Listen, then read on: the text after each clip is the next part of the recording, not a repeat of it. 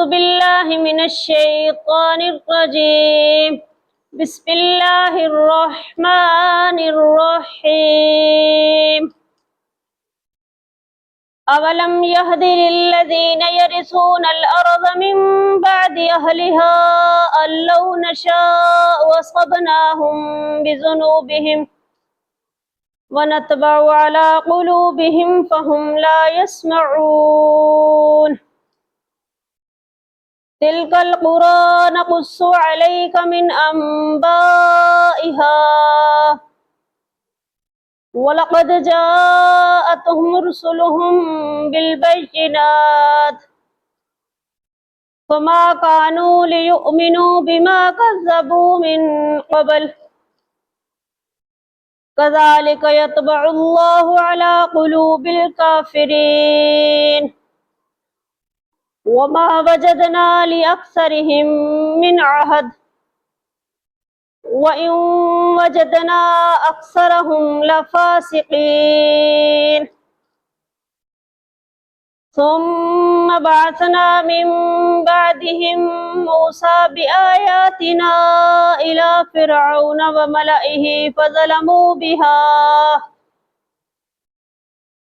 فانظر كيف كان عاقبة المفسدين.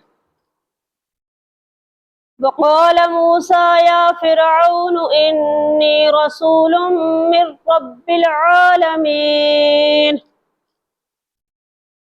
حقيق على ألا أقول على الله إلا الحق قد جئتكم ببينة من ربكم فأرسل معي بني إسرائيل فأرسل معي بني إسرائيل. قال إن كنت جئت بآية فأت بها إن كنت من الصادقين.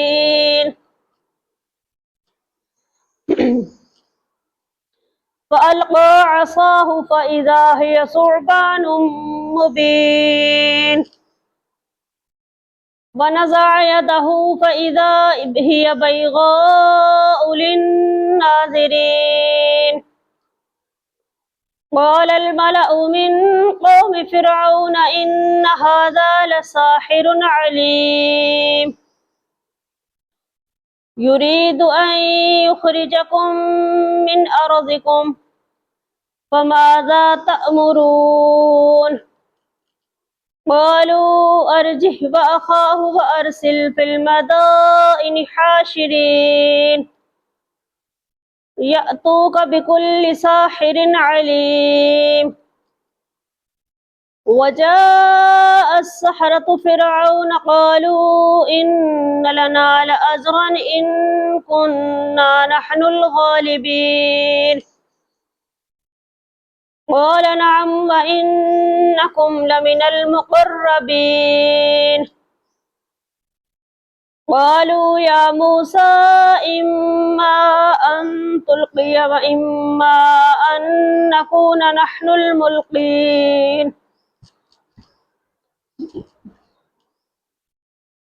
قال ألقوا فلما ألقوا سحروا أعين الناس واسترهبوهم وجاءوا بسحر عظيم. وأوحينا إلى موسى أن ألق عصاك فإذا هي تلقف ما يأفكون.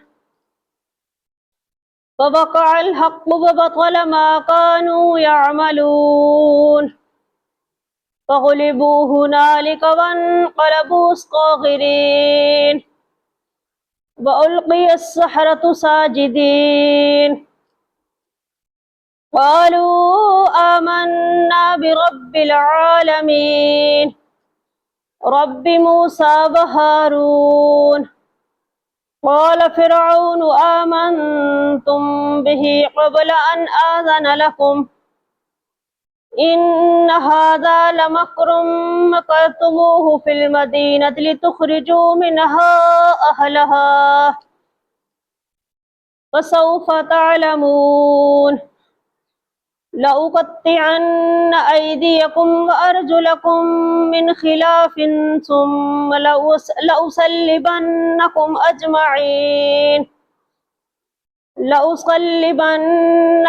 أجمعين قالوا إنا إلى ربنا منقلبون وما تنقم منا إلا أن آمنا بآيات ربنا لما جاءتنا